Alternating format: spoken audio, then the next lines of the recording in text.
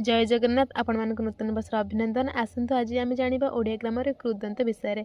अनेक समय परीक्षा पड़े कृदंत और तद्धित शब्द कूड़ा चिन्हट कर कि आम कृदंत कौन तद्धित कौन आम कन्फ्यूजन थाए से आम करपारती नहीं।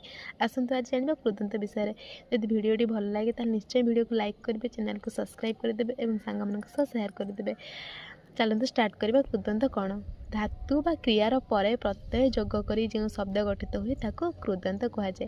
धातु सहित कौन हो ना प्रत्यय। ये देखो गोटे कान युक्त अ शेषमान बा इजिकल टू कौन है ना कांद अथ कांद। कांदटा कौन गोटे धातु, अटा गोटे प्रत्यय। कान युक्त अ से कि मिसिकी दुईटा शब्द गोटे शब्द माने गोटे धातु सहित गोटे कौन है ना प्रत्यय जोड़िकी कौन है ना कांद अथ गोटे शब्दटे है। मोड़ युक्त अ मोड़ अथ यहाँ कौन धातु, यहाँ है प्रत्यय। अप्रत्यय एमती हुई शब्दटा गठित है। तेणु एक कुरजीव कृदंत। सेमती अप्रत्यय लिख युक्त अक लेखक, घस युक्त अक घसक, आ प्रत्यय देख युक्त आ देखा, दे युक्त आ दिया, एमती है कौन है एमती अनेक प्रत्यय धातु सह प्रत्यय जोग हो शब्द गठित है ताहले ताको आपण मैंने कौन कहे ना कृदंत। किंतु तद्धित कौन आपण मानक निश्चय परवर्ती क्लास रे मु बुझेदेवी। यदि कृदंत विषय आपंकर जेकोसी डाउट अच्छी कि लॉन्ग वीडियो चाहते निश्चय चैनल को सब्सक्राइब कर दिंतु।